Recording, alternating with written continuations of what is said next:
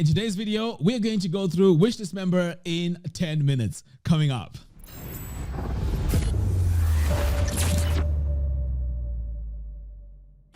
Hello everyone and welcome. My name is Mac, and in today's video, I'm going to go through the main things that you need to know about WishList member to get you up and running really fast. But there's one thing that I also need to mention, and that is if you buy a WishList member using my affiliate link, you will get access to my WishList member course, a course that teaches you how to build membership websites from scratch. Now, to get that, all you have to do is to buy a WishList member using my affiliate link in the video description below. And once you've done that, drop me an email and I will give you access to the course. So without wasting a lot of time, let's dive in and let's get started.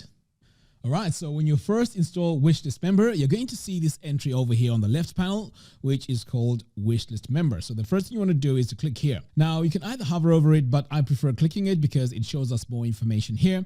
So let's go through this and find out what these all do and how to get started really fast. So first of all, you have your setup here. So when you click on setup, this pretty much gives you your membership levels. And I would start by adding my membership levels straight away. And to add a membership level is very straightforward. You click on this plus button and you give your membership level a name. So let's just call this Mac and then click apply. So once you hit apply, this is where now you have everything that relates to this membership level, which is the registration pages. And this would be the registration link. And here we have the requirements. So you can say, okay, require admin approval for free registrations. And pretty much there's quite a lot of things here. You can also activate your terms and conditions so that when people click on those terms and conditions, then they can go to the next step. Okay, so we also have additional settings here, and this is your registration date reset and also redirect. So what you want to do when someone signs up for that particular membership level, you can redirect them to a specific page. Usually I would call it like a dashboard where pretty much they can see an overview of where everything is on the website. So as you can see, there's quite a lot of things here. We also have email notifications. So these are the email notifications. You can actually go in here and customize these emails. So as you can see here, it says you have successfully registered as a Mac member. So here in these brackets here, square brackets, this will display your membership level. And then here it gives them the username, password, and so on. You can also go in and customize these emails.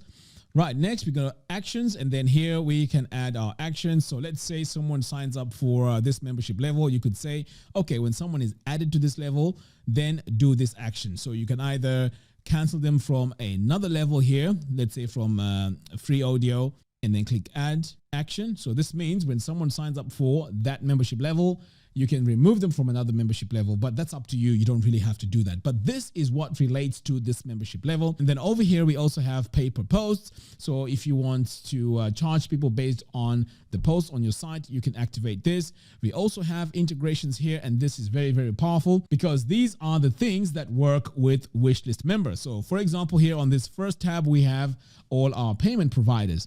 So we have Stripe, one shopping cart, two checkout, and so on. I mean, there's quite a lot here. So pretty much when you choose WishList member, your payment gateways pretty much are going to be here. You won't have any issues. But what I prefer doing is to use WooCommerce because WooCommerce now becomes my checkout, and it also provides my payment gateways, which is really good. Okay, so anyway, this is the first tab. This is your payment providers. Now here on the email providers, again, we have ActiveCampaign, we have Aweber. These are the most popular ones, GetResponse, and so on, MailChimp. So you can actually connect WishList member with all these email providers to make sure that someone that signs up for that membership level gets assigned to a specific membership level. So in future, if you want to send them emails, you can easily do that. So this is the email providers. Now we also have something very interesting here on the other services, and this is where you can use services like BuddyBoss, LearnDash. So you can literally connect WishList member with LearnDash. So when someone signs up for a specific membership level, they get access to a specific course.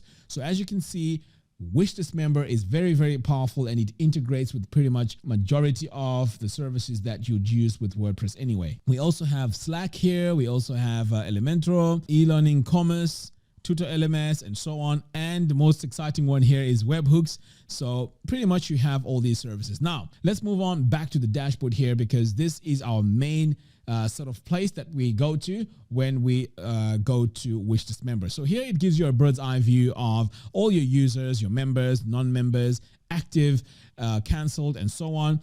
And over here as well, it gives you a pretty much a summary of what is happening on your membership website.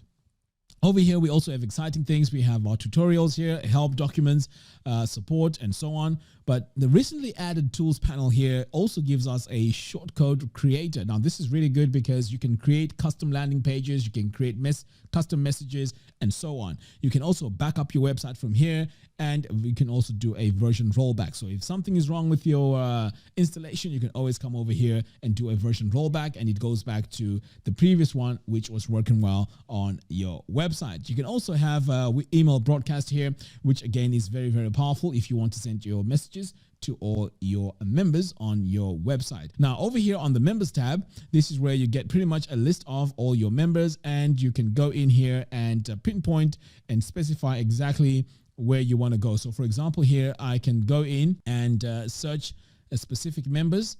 And if I do a search here, all the information for that member will show up here. Now, I can also select actions. So let's say I choose Malone00 here.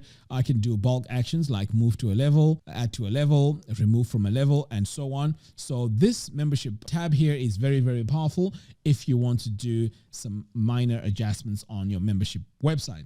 And if you also go into this actual member, we also get even more information. And here you can see it shows you the usernames, whether they're a subscriber or not, or whether they're subscribed. You can reset their password here as well. So it does quite a lot of things. Now, if you want to see even more information about this member, you can go over here to the address, and this will show more information. And over here, it also shows you the levels, the registration date, and so on. So pretty much you can tell and take a look and see how much information or what information you need to see pretty much on each and every user. And then over here, we can see on the history, it tells us what happened here, and this is where this user was added on the 12th of August. Okay, so moving on, we also have advanced here. So you can see here the RSS feed, the date registered, and so on.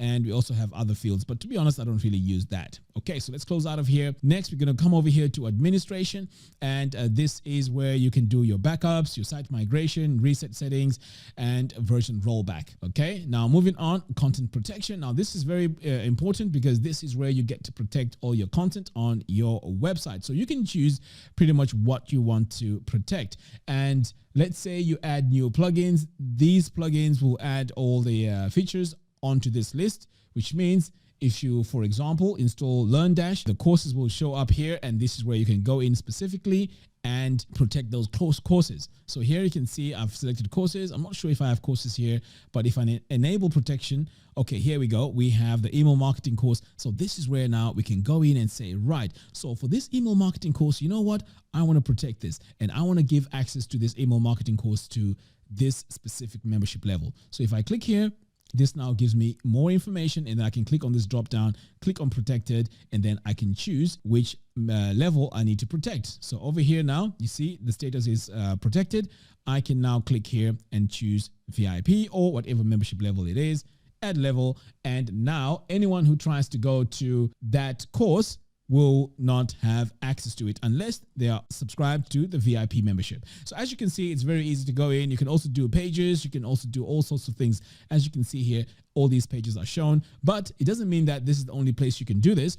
You can also do this on the actual page. So let's go ahead to a page here and take a look and see how we can protect our pages using WishList Member. So for example, let's say I want to protect this Mac page. I can go over here and click on edit. And let's say I need to protect this page. I can just come over here to the bottom, click here on protected, and then I can type in my membership levels that should have access to this page. And in this case, let's say VIP. Okay, if I hit apply settings, okay, now that's saved. So anyone who tries to access this will not access it unless they are VIP members. And what's really cool here, you can also go to system pages and say for all non-members, you can redirect them to a specific page. You can have a default message here, or you can redirect them to a specific page on your website. Usually it's a page that you could call error. So you can say, for example, the information you're trying to access is only for VIP members. Click here to become a member. So that's the message you can set for that error message. You can also do a URL here, and you can also do a normal message.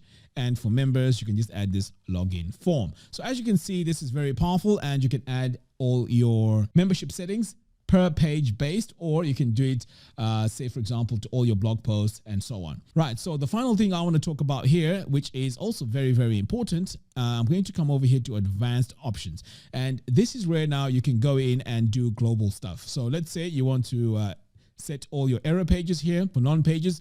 This is where you'd come in and add all your error pages, and this will be global, by the way. So you can set your non-members, the wrong level, membership canceled, and so on. And over here, you also have your redirect. So you can set like what happens after someone redirects, what happens when a member requires approval, and so on. After login, what happens? So you can set all your pages as to when someone logs in, where do they go? When someone logs out, where do they go? And so on.